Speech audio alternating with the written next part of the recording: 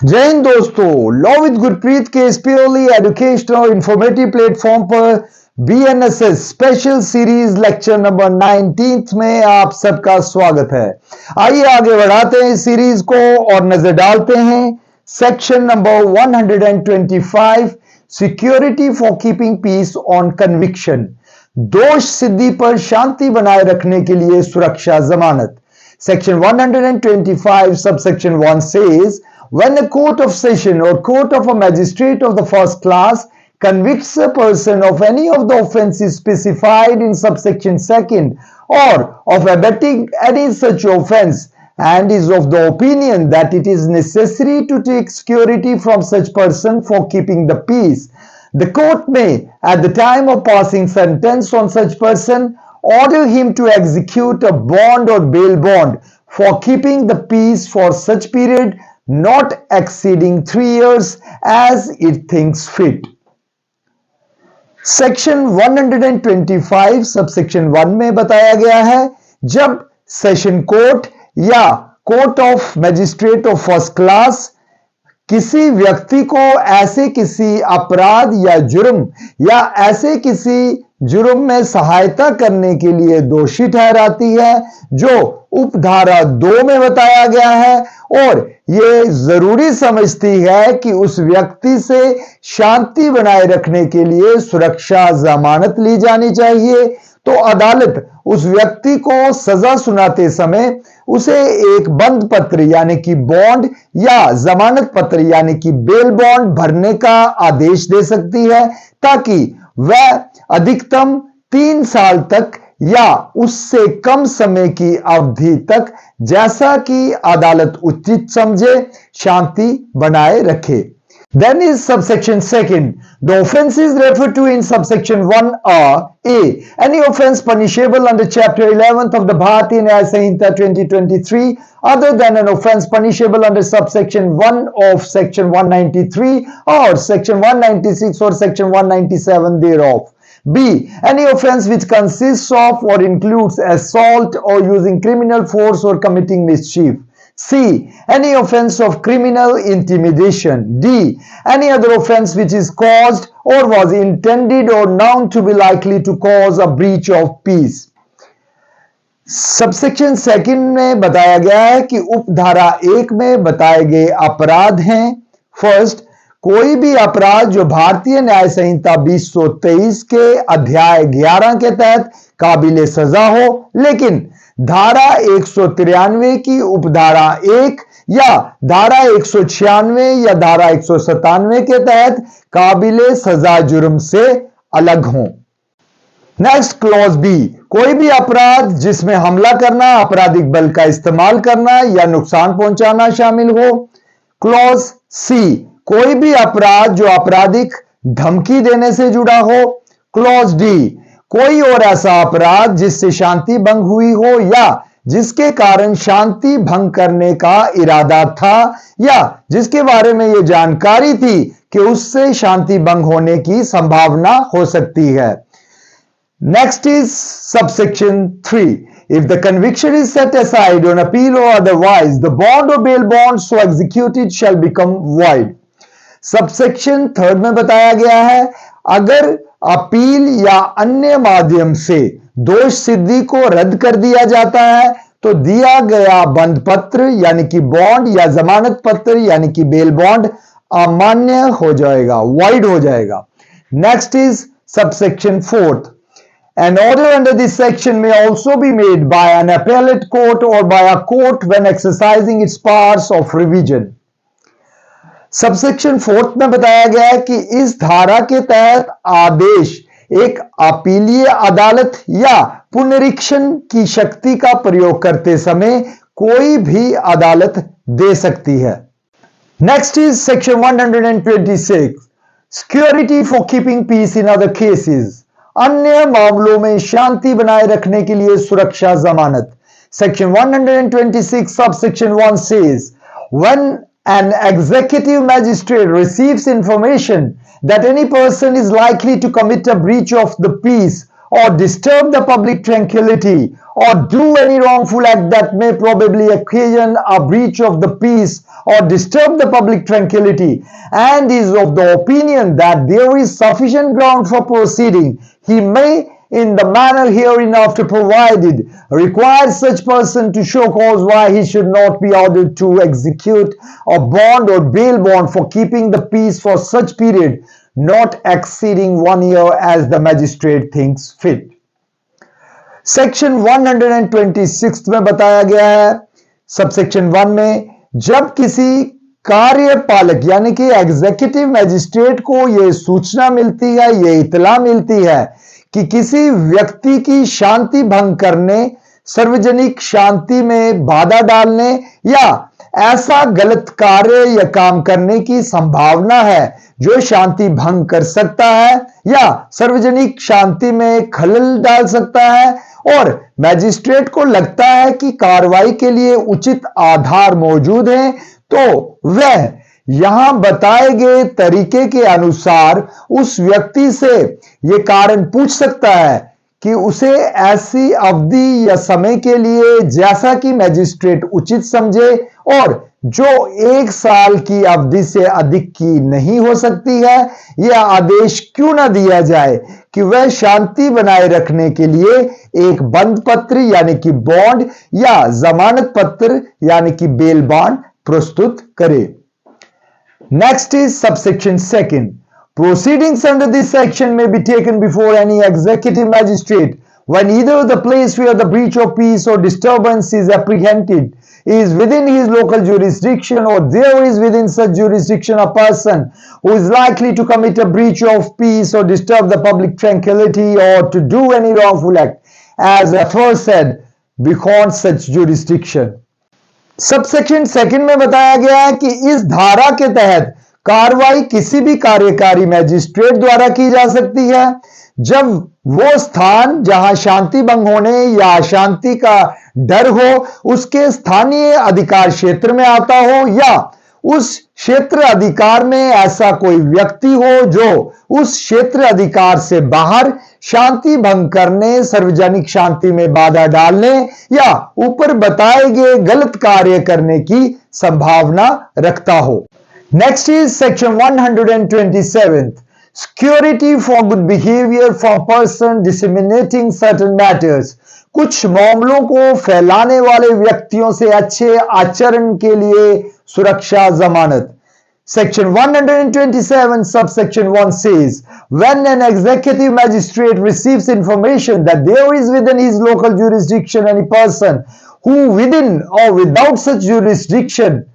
first, either orally or in writing or in any other manner intentionally disseminates or attempts to disseminate or abets the dissemination of A. any matter the publication of which is punishable under section 152 or section 196 or section 197 or section 299 of Bharatiya Nyaya Sanhita 2023 or B. any matter concerning a judge acting or purporting to act in the discharge of his official duties which amounts to criminal intimidation or defamation under the Bharatiya Nyaya Sanhita 2023.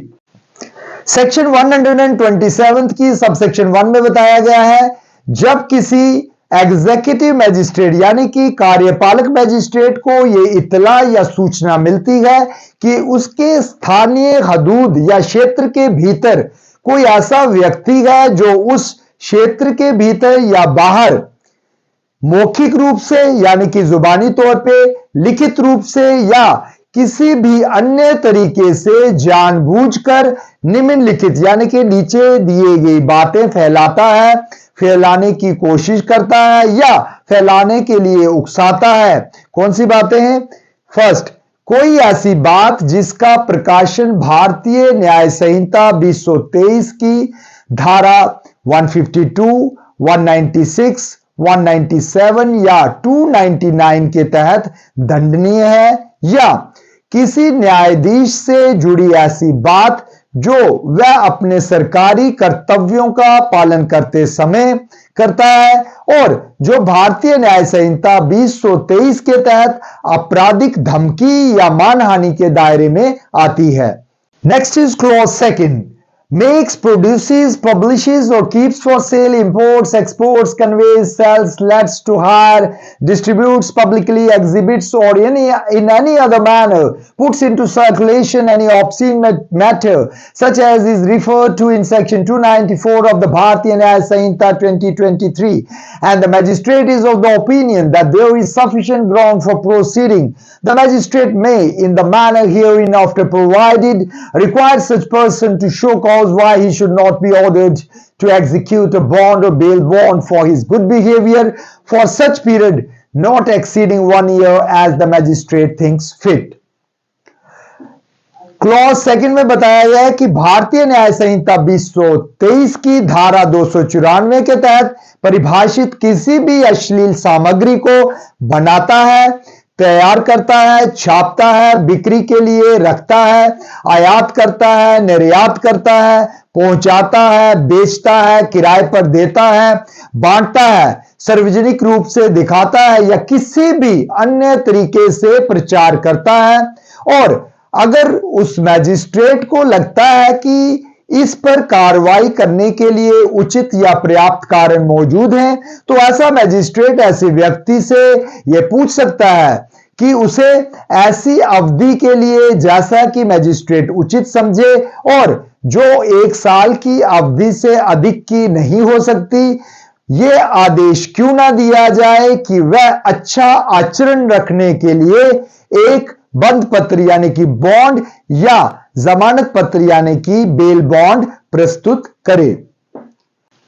Next is subsection second. No proceedings shall be taken under this section against the editor, proprietor, printer or publisher of any publication registered under and edited, printed and published in conformity with the rules laid down in the Press and Registration of Books Act 1867 with reference to any matter contained in such publication except by the order or under the authority of the state government or some other officer empowered by the state government in this behalf. Subsection second में बताया गया है कि press और पुस्तक पंजीकरण अधिनियम 1867 में दिए गए नियमों के तहत पंजीकृत और उसके नियमों के तहत संपादित, मुद्रित और प्रकाशित किसी भी प्रकाशन में शामिल किसी बात को लेकर उस प्रकाशन के संपादक, मालिक, मुद्रक या प्रकाशक के खिलाफ कोई भी कार्रवाई केवल राज्य सरकार के आदेश से या राज्य सरकार द्वारा अधिकृत अधिकारी के निर्देश पर ही की जाएगी, अन्यथा नहीं। Next is section 129, security for good behaviour from habitual offenders. आदतन अपराध करने वालों से अच्छे व्यवहार के लिए सुरक्षा जमानत। Section 129 says, when an executive magistrate receives information that there is within his local jurisdiction a person who A. is by habit a robber, housebreaker, thief or forger, or B. is by habit a receiver of stolen property knowing the same to have been stolen, or C. habitually protects or harbors thieves or aids in the concealment or disposal of stolen property, or D. habitually commits or attempts to commit or abets the commission of the offense of kidnapping, abduction, extortion, cheating or mischief, or any offense punishable under chapter 10th of Bharatiya Nyaya Samhita 2023 or under section 178, section 179, section 180 or section 181 of that Samhita, or E. habitually commits or attempts to commit or abets the commission of offenses involving a breach of peace, or F. habitually commits or attempts to commit or abets the commission of any of the offenses, any offense under one or more of the following acts, namely A. the Drugs and Cosmetics Act 1940, B. the Foreigners Act 1946, C. the Employees Provident Fund and Miscellaneous Provisions Act 1952, D. the Essential Commodity Acts 1955, E. the Protection of Civil Rights Act 1955, F. the Customs Act 1962, G. the Food Safety and Standard Act 2006. Section 129 में बताया गया है कि जब किसी executive magistrate यानी कि कार्यपालक मैजिस्ट्रेट को यह इत्तला या सूचना मिलती है कि उसके स्थानीय अधिकार क्षेत्र के भीतर कोई ऐसा व्यक्ति है जो फर्स्ट आदतन लुटेरा है या घर में चोरी करने वाला है या चोर या जालसाज है या चुराई हुई संपत्ति का उसे चुराई हुई जानते हुए आदतन लेता है या प्राप्त करता है या आदतन चोरों की रक्षा करता है या चोरों को शरण या पनाह देता है या चुराई हुई संपत्ति को छिपाने या उसे निपटाने में मदद करता है या किडनैपिंग, एब्डक्शन, एक्सटॉर्शन, चीटिंग और मिसचीफ यानी कि व्यपहरण, अपहरण, उदापन, छल या रिष्टी का अपराध या भारतीय न्याय संहिता 2023 के अध्याय 10 के अधीन या उस संहिता की धारा 178, 179, धारा 180 या धारा 181 के तहत दंडनीय कोई भी अपराध आदतन करता है या करने का प्रयत्न करता है, कोशिश करता है या करने का दुष्प्रेरण करता है, बेट करता है या ऐसा कोई अपराध आदतन करता है या करने की कोशिश करता है या करने का दुष्प्रेरण करता है जो निम्नलिखित अधिनियमों में से एक या अधिक के तहत कोई अपराध है। वो अधिनियम है the drugs and cosmetics act 1940, the foreigners act 1946, the employees provident fund and miscellaneous provisions act 1952, the essential commodity act 1955, the protection of civil rights act 1955, the customs act 1962, the food safety and standard act 2006. Next clause second is any offense punishable under any other law providing for the prevention of hoarding or profiteering or of adulteration of food or drugs or of corruption or G is so desperate and dangerous as to render his being at large without security hazards to the community.